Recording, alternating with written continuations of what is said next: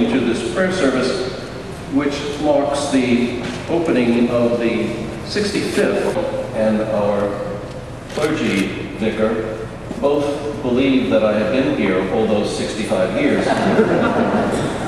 However, I have only been here for about a third of it. But as we gather tonight, we remember in a very special way some of the words that Pope Benedict shared with you on the 18th of April in 2008. He said, "My presence at this assembly is a sign of esteem for the United Nations, and it is indeed intended to express always to welcome some people. One person, of course, who does not need to be introduced is the one who is my boss, Archbishop Timothy Dolan."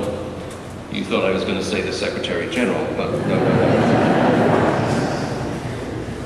We also are very pleased to welcome back into our midst Archbishop Francis Assisi Chillicothe, who had been here before, and we have worked on this service for a number of years.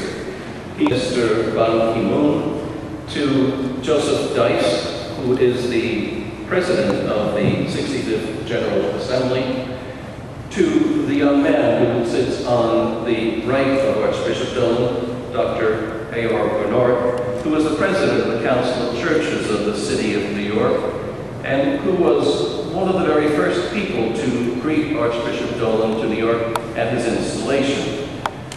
We also have with us His Eminence, the Archbishop Michael, who is Bishop of New York and New Jersey for the Orthodox Church in America, and another very good friend of ours, Imam Isaac el-Pasha, who, along with a number of others, was the signatory to the statement that Archbishop Dolan made on behalf of the situation at the World Trade Center Mosque, asking for tolerance of religion for all people.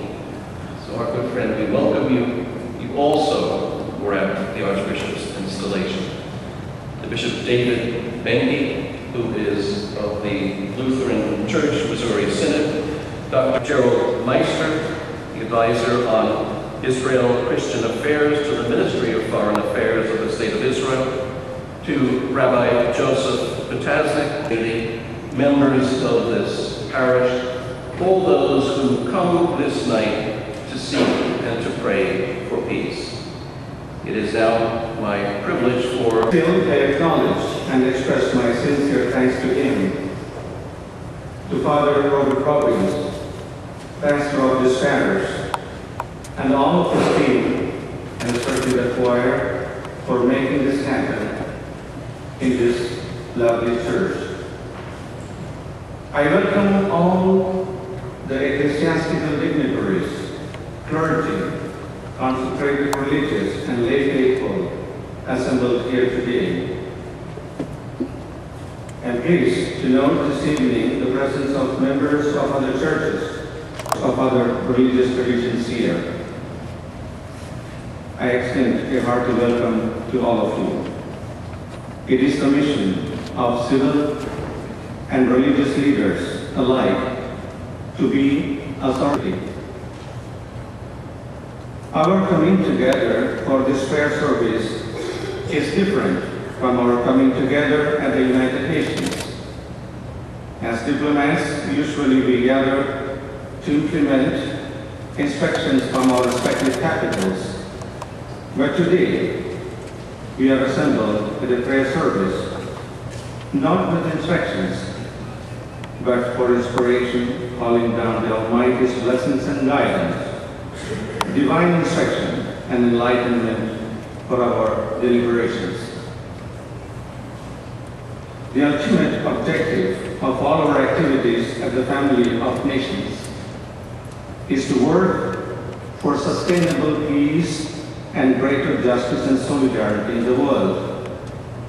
We all know that for this, we need to base what we do on the providence of divine guidance and the fundamental respect for the inherent dignity of the human being from conception to natural death.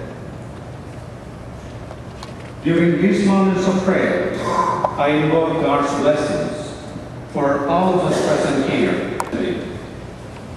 As the United Nations reviews the progress made in the past decade towards meeting the Millennium Development Goals, His Holiness trusts that particular attention will be paid to the scandal of the growing gap between rich and poor in our world, to the urgent need for models of development grounded in solidarity and respect for the diversity of cultures, and the construction of a social order which embodies and respects the objective moral order. With gratitude for His Holiness Pope Benedict XVI, I thank you for the attention. Jesus said to his disciples, "When the Son of Man comes in his glory, and all the angels with him, he will sit upon his glorious throne, and all the nations will be assembled before him, and he will separate them one from another, as a shepherd separates the sheep from the goats. He will place the sheep on his right, and the goats on his left. Then the king will say to those on his right, 'Come, you who are blessed by my Father, inherit the kingdom prepared for you from the